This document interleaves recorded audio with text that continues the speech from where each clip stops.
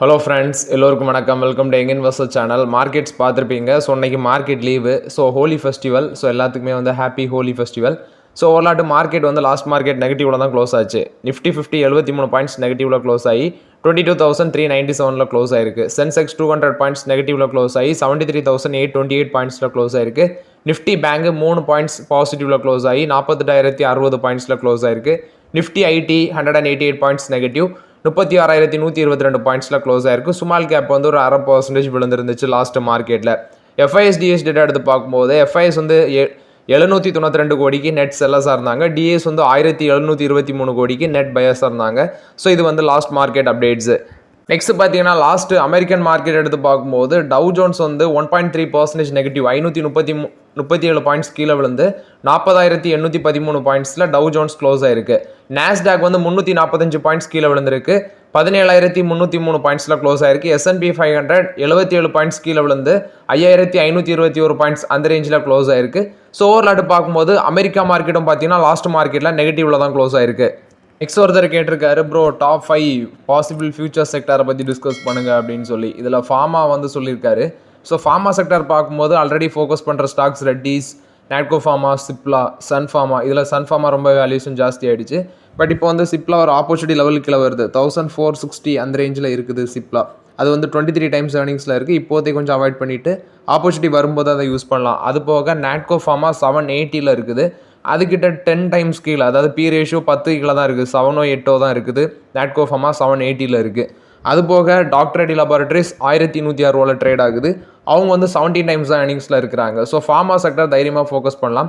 ஏன்னா பீப்புள்ஸுக்கு வந்து பார்த்தீங்கன்னா ஃபார்மா செக்டர் வந்து ரொம்பவே முக்கியம். குறிப்பாட்டு மருந்து, ட்ரக்ஸ் வந்து அதிக அளவில் தேவைப்படும்.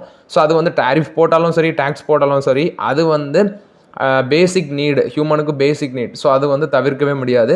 அதனால பாசிபிள் இருக்க ஸ்டாக்ஸில் வந்து நான் வந்து அதில் ஃபோக்கஸ் பண்ணுறேன். இது போக ப்ரைவேட் பேங்க்ஸ்னு பார்க்கும்போது நான் அது சொல்லியிருக்கிறேன். South Indian bank, Karnataka bank, IndusInd bank, next வந்து ஐடிஎஃப்சி ஃபர்ஸ்ட் பேங்க். இது போக வந்து Tamil Nadu mercantile bank, federal bank இதெல்லாமே வச்சிருக்கிறேன். ஸோ ஃபெடரல் பேங்க்கில் இதில் ஆப்பர்ச்சுனிட்டி இல்லை. தமிழ்நாடு மெர்கன்டைல் பேங்க்கில் யூனியன் ப்ராப்ளம் போகுது. இது போக ரிமைனிங் பேங்க்ஸில் எல்லாமே ஃபோக்கஸ் பண்ணுறேன். எனர்ஜி செக்டார்னு எடுத்து பார்க்கும்போது என்கிட்ட டாட்டா பவரும் என்டிபிசி மட்டும் தான் இருக்குது. அதர் பென்னி ஸ்டாக்ஸ் எல்லாமே மோஸ்ட்லி வந்து எல்லாமே டைல்யூட் பண்ணியாச்சு. என்கிட்ட வந்து ரத்தன் இந்தியா பவர் மட்டும் தான் இருக்குது பென்னி ஸ்டாக்ஸ்னு பார்க்கும்போது. Other energy stocks, electricity, private electricity stocks எல்லாமே டைல்யூட் பண்ணிட்டேன். டாட்டா பவர், ரத்தன் இந்தியா பவர், நெக்ஸ்ட் வந்து என்டிபிசி 332 இருக்குது. 14 டைம்ஸ் பி இருக்குது. இது ஒரு ஆப்பர்ச்சுனிட்டி தான். அதே மாதிரி டாட்டா பவர் வந்து 351 இருக்குது. 28 டைம்ஸ் பி இருக்குது. எனக்கு தெரிஞ்சு அது வந்து கொஞ்சம் டவுன் ட்ரெண்ட் வரலாம். அதுக்கப்புறம் டாட்டா பவரில் வந்து நம்ம ஸ்லோவாக யூஸ் பண்ணிக்கலாங்கிறது என்னோட கருத்து. நெக்ஸ்ட்டு ஒருத்தர் டவுட்டு கேட்டிருந்தாரு கமெண்ட்டில், டாட்டா பவரோட ஃபியூச்சர்ஸை பற்றி டிஸ்கஸ் பண்ணுங்கள், அதாவது ஃபியூச்சரை பற்றி டிஸ்கஸ் பண்ணுங்கன்னு சொல்லி. இதில் ஃபஸ்ட்டு அவங்க பார்க்குறது ரெனோபிள் எனர்ஜியில் ஃபோக்கஸ் பண்ணுறாங்க. 100% ரெனோபிள் எனர்ஜி ஜென்ரேஷன் ஃபியூச்சரில் ஃபோக்கஸ் பண்ணுறாங்க. EV charging infrastructure 2025 1 lakh EV charging station வந்து அமைக்கிறதுக்கு அவங்க டார்கெட் ஃபிக்ஸ் பண்ணியிருக்காங்க. நெக்ஸ்ட் அவங்களோட பிஸ்னஸ் செக்மெண்ட் பார்க்கும்போது ரினோபிள்ஸில் வந்து விண்ட் அண்ட் சோலார் அந்த எனர்ஜி சோர்ஸஸில் ஃபோக்கஸ் பண்ணுறாங்க. Hydro electric and thermal sources நீ பார்க்கும்போது அதுலேருந்து power generation, coal, gas, oil இதுலேருந்து பவர் ஜென்ரேஷன் பண்ணுறதுலையும் ஃபோக்கஸ் பண்ணுறாங்க. டிரான்ஸ்மிஷன் அண்ட் டிஸ்ட்ரிபியூஷன் நெட்ஒர்க்கில் வந்து பவர் சேல்ஸை ரீட்டைல் கஸ்டமர்ஸ், நெக்ஸ்ட் வந்து பவர் ட்ரேடிங் இதுலேயும் ஃபோக்கஸ் பண்ணுறாங்க. அது போக இன்ஃப்ராஸ்ட்ரக்சர் மேனேஜ்மெண்ட், ப்ராஜெக்ட் மேனேஜ்மெண்ட், அடுத்தது ப்ராப்பர்ட்டி டெவலப்மெண்ட் இதுலேயும் பார்த்தீங்கன்னா ஃபோக்கஸ் பண்ணுறாங்க. குறிப்பாட்டு டிரான்ஸ்மிஷன் அண்ட் டிஸ்ட்ரிபியூஷன் நெட்ஒர்க்கு அவங்களுக்கு ரொம்பவே ஸ்ட்ராங்காக இருக்குது. Tata Power Delhi distribution limited, TP Ajmer distribution limited, இவங்களுக்கு இந்த செக்மெண்ட்டில் வந்து பார்த்தீங்கன்னா டிஸ்ட்ரிபியூஷன் கம்பெனியாக வச்சுருக்கிறாங்க. இவங்களுக்கு லார்ஜ் நம்பர் ஆஃப் கஸ்டமர்ஸும் இருக்குது. மார்க்கெட் கேபிலேஷன் கிட்டத்தட்ட 1.25 லட்சம் கோடி இருக்குது. ஆக்சுவலி 1,12,000 கோடி கிட்ட அவங்களுக்கு மார்க்கெட் கேபிலேஷன் இருக்குன்னு சொல்கிறாங்க. ஆக்சுவலி இன்ஃப்ராஸ்ட்ரக்சர், நெக்ஸ்ட் வந்து renewable energy, EV charging station build பண்ணுறது, பவர் ஜென்ரேஷன், டிஸ்ட்ரிபியூஷன் இதில் எல்லாமே ஃபோக்கஸ் பண்ணுறாங்க. அதை பேஸ் பண்ணி தான் டாட்டா பவர் நான் வாங்கியிருக்கிறேன். ஸ்டாக் ப்ரைஸ் 351 இருக்குது. எனக்கு தெரிஞ்சு அட்லீஸ்ட் ஒரு 300 பிரேக் பண்ணி கீழே வர பட்சத்தில் தான் அதில் வந்து ஃபோக்கஸ் பண்ண முடியும். பட் இப்போதைக்கு டாட்டா பவரில் ஆப்பர்ச்சுனிட்டி இல்லை. நெக்ஸ்ட்டு ஆட்டோ இண்டஸ்ட்ரியை பற்றி கேட்டிருக்காங்க. ஸோ ஆட்டோ இண்டஸ்ட்ரியில் பஜாஜ் ஆட்டோ இப்போதைக்கு ஆப்பர்ச்சுனிட்டியில் அது ஒரு ஆப்பர்ச்சுனிட்டி லெவலில் நோக்கி வருது. பட் நான் வந்து டாடா மோட்டார்ஸ், ஹீரோ மோட்டார் காப் இதில் தான் ஃபோக்கஸ் பண்ணுறேன். இது போக அசோக் லைலாண்டும் இருக்குது. ஸோ இப்போதைக்கு இதில் மட்டும் தான் ஃபோக்கஸ் பண்ணுறேன். நெக்ஸ்ட்டு பார்க்கும்போது ஐடி செக்டார் எடுத்து பார்க்கும்போது ஐடி செக்டார் ஸ்டாக்ஸும் பார்த்தீங்கன்னா ஒரு ஆப்பர்ச்சுனிட்டி லெவலில் நோக்கி தான் வருது. இந்த யூஎஸோட ட்ரேட் பாலிசி, நெக்ஸ்ட் வந்து கிளைண்ட்ஸோட ஸ்பெண்டிங் வந்து யூஎஸில் குறையும். இதனால் ஐடியோட ரெவன்யூ ஜென்ரேஷன் குறையும். அப்படிங்கிற பேசிஸில் ஐடி ஸ்டாக்ஸும் பார்த்தீங்கன்னா விழுது. இதில் ஆப்பர்ச்சுனிட்டி கிட்ட இன்னும் வரலன்னு சொல்லலாம். அதாவது ஆப்பர்ச்சுனிட்டி கிட்ட வந்துட்டு பட் ஆப்பர்ச்சுனிட்டி வரல. ஐடி ஸ்டாக்ஸ் எடுத்து பார்க்கும்போது ஃபஸ்ட்டு டிசிஎஸ் 3509 அந்த ரேஞ்சில் இருக்குது. இது 26 டைம்ஸ் பி இருக்குது. இதில் இப்போதைக்கு நோ ஆப்பர்ச்சுனிட்டி. அடுத்தது பார்த்தீங்கன்னா டெக் மஹேந்திரா 1438 இருக்குது. 34 டைம்ஸ் பி இருக்குது. இதுலேயும் இப்போதைக்கு நான் ஃபோக்கஸ் பண்ணலை. விப்ரோ 264 இருக்குது. விப்ரோவும் பார்த்தீங்கன்னா கிட்டத்தட்ட 22 டைம்ஸ் ஏர்னிங்ஸில் இருக்குது. விப்ரோவும் டிசிஎஸும் தான் ஆப்பர்ச்சுனிட்டி லெவல் கிட்ட வருது. டிசிஎஸும் விப்ரோ வந்து 264 இருக்குது. இன்ஃபோசிஸ் 1579 இருக்குது. இது ரெண்டு தான் கிட்ட இருக்குது. அதேமாதிரி ஹெச்எல் டெக்னாலஜிஸும் 1532 இருக்குது. விப்ரோவுக்கு 22 பி இருக்குது. ஹெச்எல்லுக்கு 24 இருக்குது. இன்ஃபோசிஸுக்கு 23 இருக்குது. ஸோ இதில் இந்த 3 ஸ்டாக்ஸும் இப்போ ஆப்பர்ச்சுனிட்டி கிட்ட வராங்க. பட் வெயிட் பண்ணலாம். ஆக்சுவலி நான் எக்ஸ்பெக்ட் பண்ணுறது பி ரேஷியோ 20 கீழே வரும் பட்சத்தில் தான் இந்த ஸ்டாக்ஸில் நான் ஃபோக்கஸ் பண்ணுவேன். இது ஐடி செக்டாரை பொறுத்த வரைக்கும் அப்டேட்டு. இதுதான் நீங்கள் கேட்ட அந்த 5 பாசிபிள் ஃபியூச்சர் செக்டார். நெக்ஸ்ட் பார்த்தீங்கன்னா ஏஞ்சல் ஒன். ஆக்சுவலி இந்த ஸ்டாக் ப்ரைஸ் வந்து 1954 இருக்குது. 13 டைம்ஸ் பி ரேஷியோவில் இருக்குது. இந்த ஸ்டாக்ல இப்போ ஆப்பர்ச்சுனிட்டி அப்படின்னு சொல்லி ஒருத்தர் கமெண்ட்டில் கேட்டிருந்தாரு. ஏஞ்சல் ஒன்ல என்ன பிரச்சனை ஆயிடுச்சுன்னா, இந்த செபி வந்து ஃபியூச்சர்ஸ் அண்ட் ஆப்ஷன் கான்ட்ராக்ட் எல்லாமே மாற்றினது வந்து பார்த்தீங்கன்னா இவங்களுக்கு மட்டும் இல்லை, most of the brokerages companies அதனால அஃபெக்ட் பண்ணாங்க. அது மட்டும் இல்லாமல் ஏஞ்சல் ஒன்ல இருக்கிற ப்ராப்ளம் வந்து ட்ரேடிங் ஃபீஸஸ் எல்லாமே சார்ஜஸ்லாம் கொஞ்சம் அதிகமாக தான் இருக்குது. நானே ஃபீல் பண்ணியிருக்கிறேன். இதனால நிறைய பேர் வந்து ஜீரோதாவை தான் ஃபோக்கஸ் பண்ணுறாங்க. இது மட்டும் இல்லாமல் குறிப்பாட்டு டிமேட் அக்கௌண்ட் அடிஷனும் பார்த்தீங்கன்னா ரீசெண்டாட்டு ரொம்பவே குறைஞ்சிருக்குது. எனக்கு தெரிஞ்சு 12 மந்த்லவோ 13 மந்த்லவோ அதுக்கு போயிடுச்சு. டிமேட் அக்கௌண்ட் அடிஷனும் குறைஞ்சிட்டு, ஏன்னா மார்க்கெட் வந்து கீழே விழுந்துட்டே இருக்குது. பெருசாக வந்து இன்வெஸ்டர்ஸ் எதுவுமே ஃபோக்கஸ் பண்ணலை. அது மட்டும் இல்லாமல் டிமேட் அக்கௌண்ட் அதிகமாக ஓப்பன் பண்ணாலும் பெருசாக வந்து பார்த்தீங்கன்னா இன்வெஸ்ட்மெண்ட் பண்ணலை மார்க்கெட்டில். So trading, futures and option contract அதெல்லாம் அதிகமாக இருந்தால் தான் இந்த மாதிரி ஸ்டாக்ஸுக்கு எல்லாமே பெனிஃபிட் இருக்கும். ஸோ செபியோட அந்த ரீசன் சர்க்குலர்னால இந்த ஸ்டாக்ஸ் எல்லாமே பயங்கரமாக அஃபெக்ட் ஆகிருக்கிறாங்க, ப்ரோக்கரேஜஸ் ஸ்டாக்ஸ் எல்லாமே. அதனால இப்போதைக்கு ஏஞ்சல் ஒன் பக்கம்லாம் நான்லாம் போகவே இல்லை. இவங்க ஒரு 11 ரூபா செகண்ட் இன்ட்ரீம் டிவிடெண்ட் வந்து இந்த ஃபினான்ஷியல் 25 கொடுக்குறாங்க. மார்ச் 20 ரெக்கார்ட் டேட்டுன்னு சொல்லியிருக்கிறாங்க. இது வந்து ஏஞ்சல் ஒனை பொறுத்த வரைக்கும் அப்டேட்டு. Next Bharat forge 1038. நேற்று ஆட்டோ செக்டாரில் வந்து பயங்கரமாக அடி வாங்கின ஸ்டாக்ல இவங்களும் ஒன்று. ரீசன் என்ன அப்படின்னு சொல்லி பார்க்கும்போது, அமெரிக்காவில் இபிஏன்னு சொல்லுவாங்க, அதோட full form environmental protection agency. Actually Biden rule இருக்கும்போது ஒரு ரூல் போட்டிருந்தாங்க. அதாவது என்விரான்மெண்டலை ப்ரொடெக்ட் பண்ணுறதுக்கு வேண்டி பொல்யூஷன் நெக்ஸ்ட் வந்து கிளைமேட் கன்சர்ன் அதெல்லாம் பேஸ் பண்ணி ஒரு ரெகுலேஷன் போட்டாங்க. குறிப்பாட்டு இந்த ஸ்மோக் வர வாகனங்களை வந்து ஓரளவு கட்டுப்படுத்துறதுக்கு. ஸோ இவங்களுக்கு வந்து பார்த்தீங்கன்னா அதிக அளவில் பாரத் ஃபோர்ஜ் வந்து வெஹிக்கிளை எக்ஸ்போர்ட் பண்ணுறது நார்த் அமெரிக்கான்னு நினைக்கிறேன். ஸோ அவங்களுக்கு அமெரிக்காவிலேருந்து அந்த கிளாஸ் ஏ ட்ரக்ஸ் மூலமாட்டு அவங்களுக்கு ஸ்டாண்டர்ட் ரெவன்யூ மட்டும் 15% கான்ட்ரிபியூட் பண்ணுது. கிளாஸ் ஏ ட்ரக்ஸு பாரத் ஃபோர்ஜ் வந்து யூஎஸ்க்கு சேல்ஸ் பண்ணுறது இவங்களுக்கு ஸ்டாண்டர்ட் ரெவன்யூ மட்டும் 15% கான்ட்ரிபியூட் பண்ணுது. இப்போ அந்த பொல்யூஷன் கண்ட்ரோல் ரெகுலேஷன் எல்லாமே இப்போ வந்திருக்க நியூ கவர்மெண்ட் வந்து பார்த்தீங்கன்னா வாபஸ் வாங்குறாங்க. இது வந்து இவங்களுக்கு ஒரு நெகட்டிவ் அப்டேட்டாக மாறும் அப்படிங்கிற பேசிஸில் வந்து பாரத் ஃபோர்ஜ் லாஸ்ட் மார்க்கெட்டில் கீழே விழுந்திருக்குது. இது பாரத் ஃபோர்ஜை பொறுத்த வரைக்கும் update. Next doctor Reddy laboratories கொடுத்த அப்டேட்டு. ஆக்சுவலி இவங்க வந்து பார்த்தீங்கன்னா அந்த லெவிட்ரா செட்டம் அப்படிங்கிற ஒரு இன்ஜெக்ஷனை வந்து யூஎஸில் ரீகால் பண்ணுறாங்க. ஏன்னா வந்து பேஷண்ட்ஸுக்கு வந்து இதில் மிஸ்லேபிள் ஆகுனதுனால பேஷண்ட்டுக்கு அதை எக்ஸ்பீரியன்ஸ் பண்ண முடியல கரெக்டாகிட்டு. ஸோ அந்த பேசிஸில் வந்து இந்த இன்ஜெக்ஷனை வந்து ரீகால் பண்ணுறாங்க. இது வந்து ஒரு sodium chloride injection, single dosage infusion உள்ள இன்ஜெக்ஷன் தான். இதை வந்து இப்போ ரீகால் பண்ணுறாங்க. லாட் நம்பர் A1540076 லெவிட்ரா சிட்டம் அப்படிங்கிற சோடியம் குளோரைடு இன்ஜெக்ஷனை வந்து ரீகால் பண்ணுறோம் அப்படின்னு சொல்கிறாங்க. பட் இது உங்களுக்கு ஒரு லைட்டாக ஒரு நெகட்டிவ் அப்டேட் தான் டாக்டர் ரெட்டி லெபார்டரிஸுக்கு. இதோட நேம் வந்து எபிலெப்சி அப்படிங்கிற அந்த ட்ரக்கோட நேம் வந்து எபிலெப்சி அப்படின்னு சொல்கிறாங்க. மிஸ்லேபிளிங் கன்சர்ன் பேஸ் பண்ணி தான் அதை ரீகால் பண்ணுறாங்க. இது ரெட்டிஸை பொறுத்த வரைக்கும் ஒரு லைட்டாக ஒரு நெகட்டிவ் அப்டேட்டு.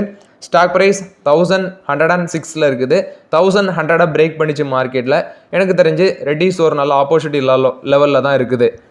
நெக்ஸ்ட் பார்த்தீங்கன்னா அந்த ஸ்டார்லிங் குறிப்பாட்டு ஜியோ கூட வச்சுருக்காங்க. ஏர்டெல் கூட வந்து அவங்க வந்து மெமரம் ஆஃப் அண்டர்ஸ்டாண்டிங் போட்டு பிஸ்னஸை இந்தியாவுக்குள்ளே கொண்டு வராங்க. ஒரு பக்கம் பிஸ்னஸை உள்ளே கொண்டு வராங்க. கவர்மெண்ட்டும் வந்து பார்த்தீங்கன்னா அவங்களுக்கு நாங்கள் சில ரெகுலேஷன் எல்லாமே போட்டிருக்கோம் அப்படின்னு சொல்லி தான் சொல்லியிருக்காங்க. இப்போ என்ன அப்படின்னு சொல்லி பார்க்கும்போது ஸ்டார்லிங்கோட ரேட்டும் பாரதி ஏர்டெலும் ஜியோவும் வச்சு கம்பேர் பண்ணி பார்க்கும்போது ஸ்பீடு வந்து 50 to 200 Mbps, Bharti Airtel 100 to 200 Mbps, Reliance ஜியோவும் 100 to 200 Mbps. அப்ஃப்ரண்ட் பீஸ் வந்து 52,242 இருக்குது. ஸ்டார்லிங்கில் $599. பெர் மந்த் ஃபீஸ் வந்து $120 சொல்கிறாங்க. இதில் டேக்ஸ் அண்ட் அந்த அதர் டிபார்ட்மெண்ட் பார்க்கும்போது ஒரு 30%. பாரதி ஏர்டெலுக்கு டேக்ஸ் டீட்டெயில் 18%, அதே மாதிரி ஜியோக்கும் 18%. இவங்க ஏர்டெலுக்கு பார்த்தீங்கன்னா அப்ஃப்ரண்ட் ஃபீஸ் வந்து 1000 வருது. அது வந்து பெர் மந்த் ஃபீ வந்து 799 வருது. அதுவும் 1999. அதேமாதிரி ரிலையன்ஸ் ஜியோக்கும் 1699 இருக்குது. அதே மாதிரி அங்கே வந்து 1999 இருக்குது. ஓவரால் ஆட்டு நீங்கள் பார்த்தீங்கன்னா இவங்களுக்கு 2,15,600 வருது பெர் இயர் ஸ்டார்லிங்கு. பாரதி ஏர்டெல் 12,314 இருக்குது, அல்லது 15,146 இருக்குது. இது ஜியோக்கு வந்து 10,898 இருக்குது, 200 MBPSக்கு 15,146 இருக்குது. இவ்வளோ தான். பாரதி ஏர்டெலும் ரிலையன்ஸும் நீங்கள் கம்பேர் பண்ணி பார்த்தீங்கன்னா 15,000 to 60,000 அந்த ரேஞ்சுக்குள்ளேயே முடிஞ்சிடும்.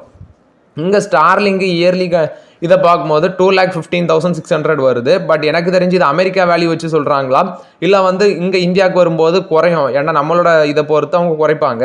பட் அது குறைக்கிறதுன்னு டவுட் தான், ஏன்னா டேக்ஸ் இவங்களோட இவங்களுக்கு ஸ்டார்லிங்க் அதிகம், நம்ம இந்தியன் கம்பெனிஸோட இவங்களுக்கு டேக்ஸ் வந்து அதிகம். இது எப்படி போகுதுன்னு தெரில. ஒரு பக்கம் டெஸ்லா உள்ள வராங்க, டெஸ்லா வந்து டொமஸ்டிக் கார் கம்பெனிஸ்லாம் அஃபெக்ட் பண்ணிடும் அப்படின்னு சொல்கிறாங்க. அதுக்கெல்லாம் வாய்ப்புகளே இல்லை. அது மாதிரி தான் ஸ்டார்லிங்கும் நம்மளோட டொமஸ்டிக் கம்பெனிஸ் இது பெருசாக அஃபெக்ட் பண்ணாதுன்னு தான் நான் நினைக்கிறேன். நெக்ஸ்ட் ஜியோ ஸ்டார் வந்து என்டர்டைன்மெண்ட் கண்டென்ட்லேருந்து ரிமூவ் பண்ணுறாங்க. அதாவது யூடியூப்லேருந்து ஜியோ ஸ்டாரை வந்து ரிமூவ் பண்ணுறாங்க மே 1 இது வந்து ஜியோ ஸ்டார் கொடுத்த update. Next IndusInd bank update கொடுக்குறாங்க. 2,100 கோடிக்கு அக்கௌண்டிங் டிஸ்கிரிபன்சி நடந்திருந்து அப்படின்னு சொல்லி அப்டேட் கொடுத்துருந்தாங்க. ஸோ இப்போ ஐசிஏஏ வந்து நாங்கள் ரிவைவ் பண்ணுறோம் இந்த ஃபினான்ஷியல் ஸ்டேட்மெண்ட் எல்லாமே அப்படின்னு சொல்லி சொல்கிறாங்க. அதாவது ஃபாரெக்ஸ் டெரிவேட்டிவ் போர்ட்ஃபோலியோவில் தான் அந்த பிரச்சனை இருந்துச்சு. ஐசிஏஏயோட பிரசிடென்ட் சரண்ஜோத் சிங் நண்டா இவர் வந்து எக்கனாமிக் டைம்ஸுக்கு வந்து அந்த பேட்டியை கொடுத்துருக்காங்க. Institute of chartered accountant of India, இதுதான் அந்த ஐசிஏன்னு சொல்லுவாங்க. இவங்க வந்து இப்போ ரிவைவ் பண்ணுறாங்க அப்படின்னு சொல்லி சொல்கிறாங்க இண்டஸ்இண்ட் பேங்க்கில். ஸோ வெயிட் பண்ணி பார்க்கலாம் என்ன அப்டேட் வருது. அதாவது ரீசன் என்ன, 2.35% ஆஃப் அசட் வந்து நெட்வொர்த் வந்து டிக்ளைன் ஆயிருக்கு, அதுதான் குற்றச்சாட்டு. ஸோ அதை அவங்க ரிவைவ் பண்ணுவாங்க. ஸோ நம்ம வெயிட் பண்ணி பார்க்கலாம் என்ன அப்டேட் வருது அப்படின்னு சொல்லி.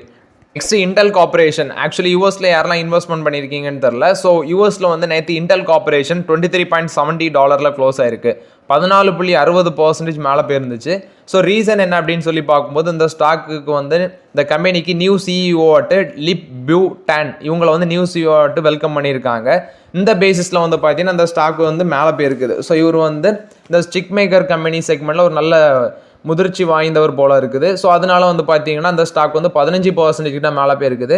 இது இன்டெல் கார்பரேஷனை பொறுத்த வரைக்கும் அப்டேட்டு. வேதாந்தா என்ன சொல்கிறாங்கன்னா, நாங்கள் வந்து அவங்க வந்து கம்பெனி எல்லாமே டிமர்ஜர் பண்ணுறாங்க. ஆனால் டிமர்ஜ் என்டிட்டி ஆன பிறக்கும் வேதாந்தா ப்ரொமோட்டர்ஸ் வந்து 50% ஸ்டேக் வந்து எல்லா டிமர்ஜர் என்டிட்டிலையும் நாங்கள் வந்து ரீட்டைன் பண்ணுவோம். ஃபினான்ஷியல் 27க்குள்ள $3 பில்லியன் வந்து டெட் ரிடக்ஷன் பண்ணுவோம் அப்படின்னு சொல்லி ஸ்டேக் டைல்யூஷன் பண்ணாமல் இது டெப்ட் வந்து ரிடக்ஷன் பண்ணுவோம் $3 பில்லியன் வேல்யூக்கு 2027க்குள்ள அப்படின்னு சொல்லி வேதாந்தா தரப்பில் அப்டேட் கொடுக்குறாங்க.